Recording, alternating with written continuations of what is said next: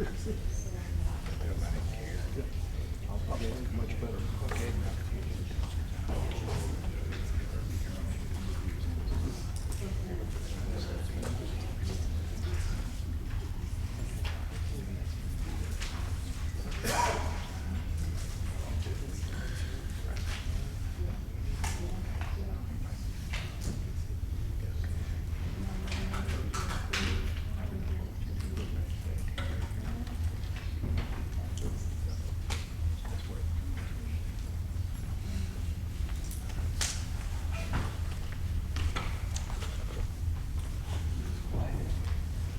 Good evening, everyone, and welcome to the work session for our Monday night meeting. We've got several folks out, some traveling for business, some nursing family members back to help.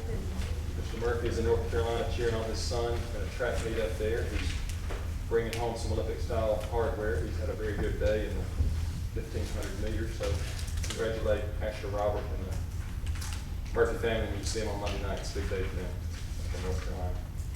We'll walk through these items. Item number 3 is the resolution approving an alcohol license for Hoover Pizza LLC. Ms. Dickerson. The chief of police and the city planner have no issues with this request. Any questions for the police or Ms. Dickerson on this item? Item 4 is the resolution authorizing the mayor to execute an agreement with Pitney for postage meter work. Ms. Dickerson. Yes, this is for a contract for our postage meter. The contract price will actually go down by approximately $30 a month. Can't imagine the last time postage went down. It's good news. Any questions regarding that? Good. Item 5 is the resolution authorizing agreement with Jefferson County Commission for orthophotography. Yes, this is for us to get ortho and planimetric data from Jefferson County. This is for us to share in the cost of it, and this will be for the whole county. We'll help pay for the Hoover portion of it, and this will provide us with GIS data for different services throughout the city. So as we put the garbage route schedule up, planning and zoning uses it. Also, we use that for police, for fire. So various departments throughout the city actually use this GIS data for various functions. Any questions for Ms. Dickerson? Very well. Item 6. Ms. Coolball is here for the next 3 items, beginning with item number 6. Resolution to execute an amended facility use agreement with the City of Birmingham for use of the Crossplex. Yes, good evening. This was for the Hartford Nationals event that was held a couple of weeks ago. This agreement was previously approved, but when we were sending it back to Birmingham and the Crossplex, they had a signed agreement that they wanted that agreement signed that was previously signed by their representatives. So this is to amend what was approved previously so we can get it signed and completed. Any questions for Ms. Coolball? Item 7 is a resolution to execute an agreement with Clastran for public transportation services. Yes, sir. This is a standard agreement. We do this every year. It's for transportation needs within the city for whoever needs it. Any questions for this annual agreement? Item 8 is a resolution to execute an agreement with Meals on Wheels. Yes, again, this is a standard agreement we do every year for providing meals to our different citizens that need it throughout the city. Any questions for that item? Just one. The 10,000, is that the normal price each year? Yes, I don't think it's changed at all. And that's been sufficient for the needs? As far as I know.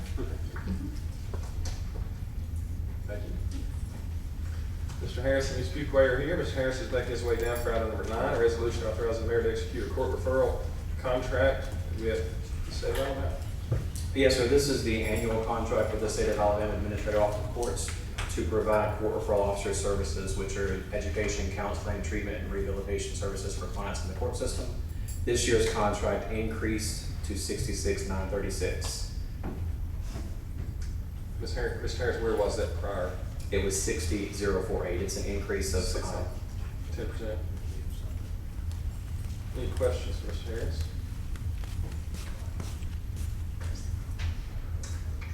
Very well, thank you.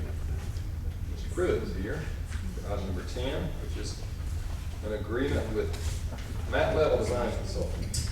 Correct. So a couple years ago, as y'all know, the city purchased the overland concrete site on Old Montgomery Highway and Warner Road on the Cahaba River. The vision there, as y'all know, is to create a new public green space for that part of Hoover, but also create a commercial development opportunity. And so to advance that goal and the public green space aspect of it, we'd like to bring in Matt Leavell to do a sort of comprehensive plan specifically for that site. We want to make sure that it's very thoughtfully designed. The sensitivity of the river, the development, how it integrates into our open spaces plan that we recently completed. So we want to really involve a lot of stakeholders in that planning process. Neighborhood groups, I've already spoken to a few of them about this project. The Cahaba River Society, Parks and Rec Board, outdoor recreation enthusiasts. And so what this plan would help us do is basically putting together the best and highest use of that site. We've talked about a lot of different ideas from canoe kayak launch to a trail connector. So Matt, through the stakeholder process, will help us determine the best and highest use, as well as a budget narrative, timeline, and really position the project hopefully to go get some grant money to actually build it. That's the goal. So Matt's been involved with the city in our trails project and implementation. It's a $20,000 study. Funding for this project was already included in our FY24 budget, and so same for FY25. It comes out of our technical services account. The timeline on this is about 6 to 9 months. So again, the deliverable is really a great narrative for what this green space can become for that part of Hoover. So the item for you is a resolution to authorize the mayor to execute the contract with Leavell Design Consultants. Very well explained, Mr. Pruitt. Thank you. Any questions for Jackson? Jackson, can you update us on the commercial piece of that property? Yes, great question. So we've been working with a local group who's expressed interest in the project. We've been going back and forth on what that component of it would look like. We feel it's important to go ahead and start the designing of the green space because we want these things to kind of be designed jointly, right? We want to make sure that what they're doing integrates with what would be the public green space. We're still working on negotiating what that might look like, but we would hope they can be a stakeholder in this planning process. So still got some specifics to work out, but hopefully as we complete this plan, we'll be ready to move on that front soon. Any other questions? Thank you, Mr. Pruitt. Yes, sir. Thank you all. Mr. Moore is here for item number 11. You have a surplus of some property. Yes, sir. Good evening, council. We got a list of surplus, hopefully surplus vehicles that we're getting our 24 vehicles in and really just cleaning up some equipment to get them off our insurance. And the vehicles off our insurance we had no need for. So recommended we sell these by auction or sell to other municipalities. In the packet, we have a list of those items that Mr. Moore is referring to. Any questions about any of those?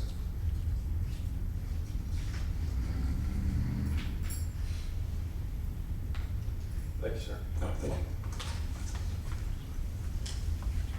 Chief McDuffie is here for item number 12, annual resolution accepting a bid for correctional facility food and beverage for the City of Hoover.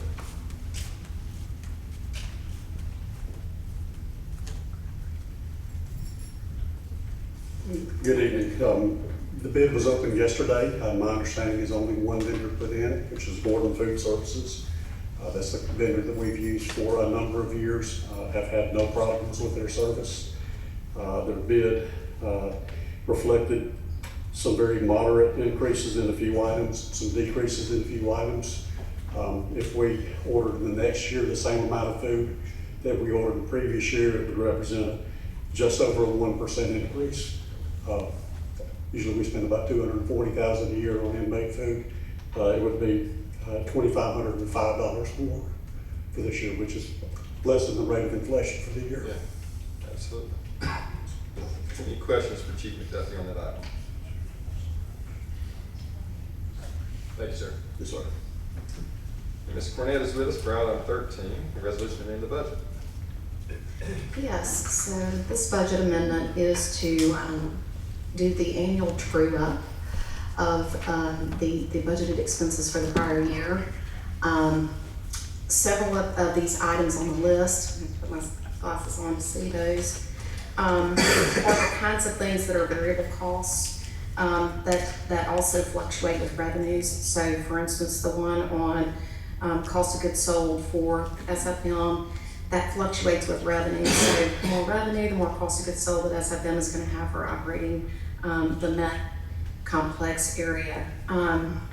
Lots of utility bills. We have a refund of prior paid taxes. So we had a taxpayer that overpaid taxes. We had to pay them back. And that was not something that you can, I guess, plan ahead for. You have to wait until you get the notice that you have to do that. Are there other questions about items on this list? I'll note that several include cash in addition to cash out. Yes. As Ms. Cornett indicated, it's more of a truing up of our books for the fiscal year. Any questions for her? Can you go over the additional for garbage? The additional for garbage, so that is the additional cost for and waste in 2023. Over and above what was budgeted.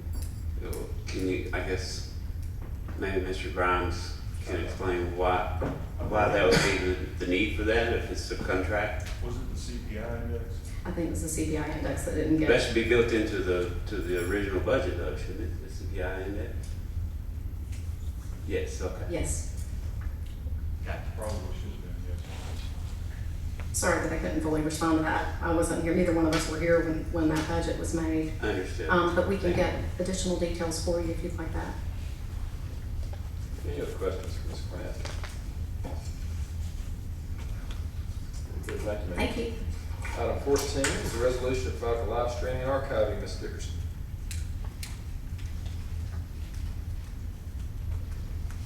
Yes, this resolution will have meetings live streamed of this Hoover City Council that is in the council chambers here at City Hall. It will include gavel to gavel and include public comments made during the meeting. They will be up on the website, on City of Hoover's website for 8 years. And then this will be public meeting notices and agendas, minutes for all meetings, and then also links to the video. I'm working on the new page right now. It will be a public access page under the City Council, under the government section. So anybody looking at something for City Council will be able to go under Government, City Council, and you'll have a section that's called Public Access. Very good. Any questions for excuse me, Ms. Dickerson on that item? Very good. We'll move to the regular agenda. Item 15, resolution approving payment of legal services for the benefit of the city officer. I know my colleagues would like for us to hold off on Monday night for discussion on that item. Item 16 is resolution number 819024. Mr. Knight is here to execute an agreement with Chase Crossing. Mr. Knight. Yes, sir. Good evening, gentlemen. You have an agreement before you tonight with River Chase Crossing LLC, which we have affectionately referred to as Project Aloha, as we've gone back and forth. Livingston currently owns River Chase Crossing Shopping Center at 1771 Montgomery Highway and plans to renovate the former Bed Bath & Beyond box for 2 new tenants, and Livingston also has plans for a future out parcel. The current 38,000 square foot Bed Bath & Beyond box will be subdivided into a 16,000 square foot space and a 22,000 square foot space. A national specialty retailer of interest tonight intends to lease the 16,000 square foot space, and another retailer will take the 22,000 square foot space. Permanent developer, the national specialty retailer will produce approximately $30 million in annual sales and generate 35 to 40 new jobs in the city. Total investment by the owner and developer is in excess of $11 million, and hard costs will exceed $7.3 million within that total.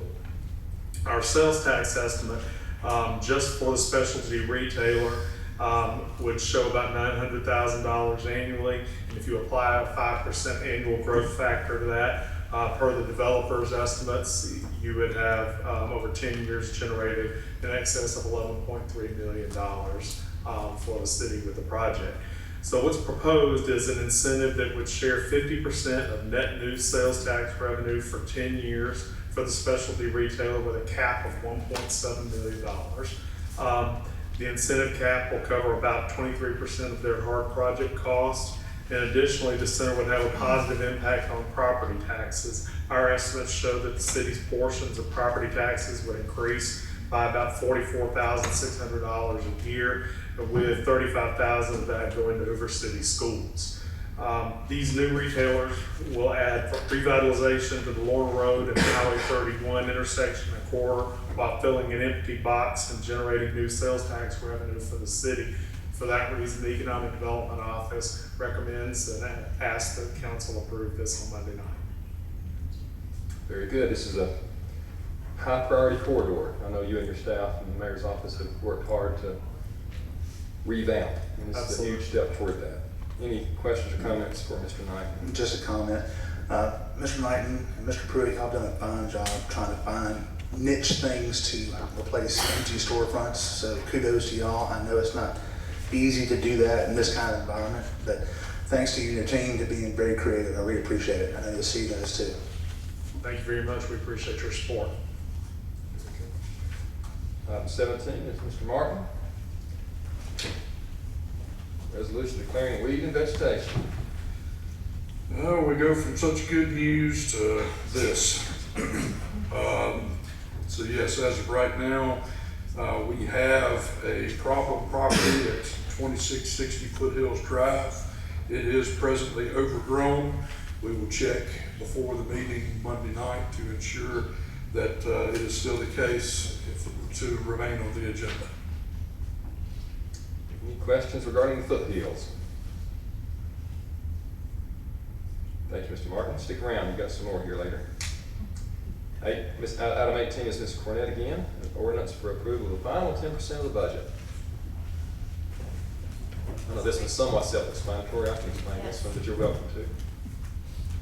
Yes, this is the second reading. It's customary to approve the first 90% and then approve the last 10% of the budget. And so that's what we're asking council to do.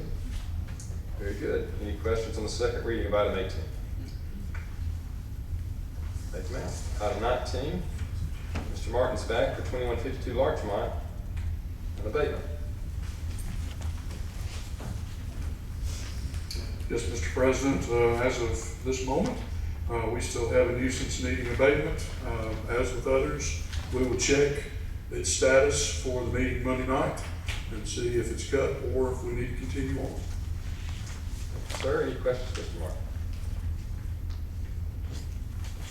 Item 20 is an ordinance for annexation of 2308 Old Rocky Ridge Road. Yes, Mr. Chair, there is a residential property located at this address that desires to come in to the city limits.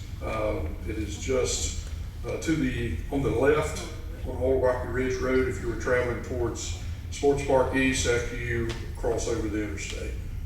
And as you see on the overhead, this does go towards closing off a hole in our city limits.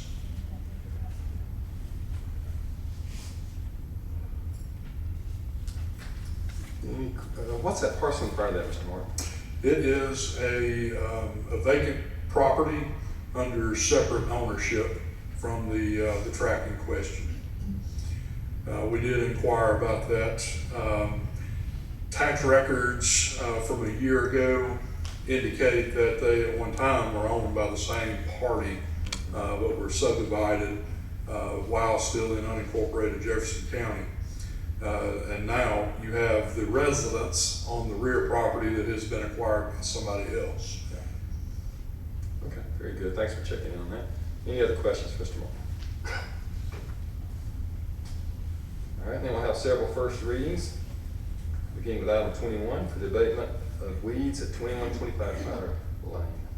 Yes, the latest report I have from code enforcement is that this one, 2125 Tyler Road, along with the next three, 2400 Savoy Street, 3469 Birch Street Drive, and 5303 Parkside Circle, are all still in a state where they are nuisances and will need abatement. We will get you an update for Monday night. Any questions on the abatement items 21 through 24? And item 25 is Mr. Martin's for approval, conditional use for indoor golf team. Yes, sir. We have an indoor recreational facility located at 1218 Alford Avenue. The purpose of it is an indoor golf facility.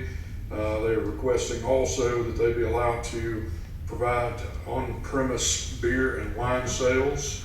This particular facility includes 4 simulation stations as well as a putting green indoors. The Planning Commission reviewed this request at their July meeting and recommend approval of it conditioned on the property owner bringing the property up to the standards in accordance with the site plan that has been attached to this conditional use. There are some alterations that need to be made to the parking lot in order to ensure accessibility and accurate number of spaces and adequate backing maneuvers also. The name Neil Thompson may ring a bell to some. He's been a teaching pro in the Birmingham area for many, many years, and Mr. Thompson is the developer and owner and has worked incredibly hard to bring this to our city. It's going to be a first-class facility. Any questions for Mr. Martin? Item 26 is an ordinance for a PUD amendment at 2520 International Park. Yes, sir. The subject property of this PUD amendment is in the far back portion of International Park. You'll recall the developer, Mr. Mike Mosley, came to the city about a year ago requesting an amendment to the International Park PUD to allow for some residential development in the far back portion adjacent to the Cahaba River. And the City Council adopted that PUD amendment, allowing for one sector of the residential component to contain no more than one single-family residential detached dwelling, and another portion of the residential component with up to, I believe, 8 townhome units. So the subject of this particular amendment is that single-family detached sector. They are looking to increase the number of units that they would be entitled to from 1 to 3. He said that the developer said that in addition to he and his wife building a home on the site, they've had interest from other friends and family for 2 additional units back there. So this particular amendment would elevate the unit cap on the single-family detached sector from 1 to 3. It includes altered development criteria to match that proposed development pattern. City Planning Commission looked at this item back at their July meeting. It comes to you with their recommendation contingent on the Exhibit A, which is attached to this amendment, being altered such that, actually it's the first image, that one. There was a 11th hour change in the application when it came before the Planning Commission. Mr. Mosley, the developer, added a property and designated it on this plan as Hoover donation. And we requested that the Planning Commission put a condition on that that be altered to potential donated property. We have not had time to go analyze that site to see if it is indeed something that we want to take on. And we should be able to accomplish that by the time the plat comes before us for this portion of the development. But that was the one condition we wanted to place on there. We didn't want to obligate ourselves to a donation at this time. Fair enough. Any questions for Mr. Martin? Mr. Martin, can you point out the single-family residential? Is that lots 1, 2, and 3A? That's correct. Lots, proposed future lots, 1A, 2A, and 3A would be the 3 single-family residential tracts. And I'm sorry, I'm not very good with square footage. What is that in acreage? Let's see, I've got it right here.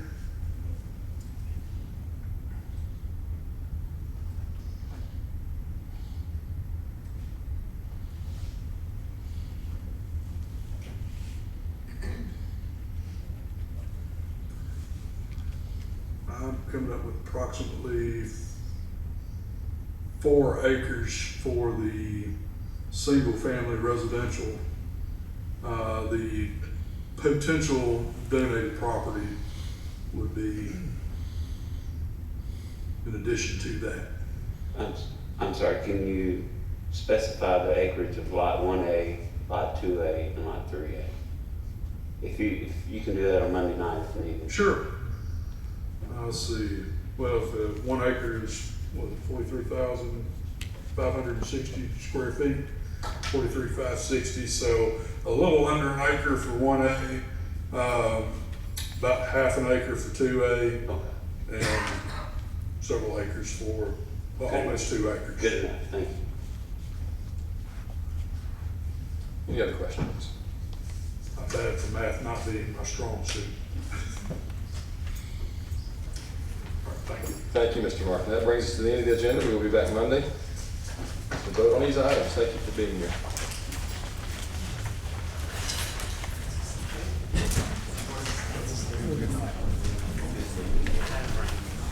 Hey, Ms. Clay.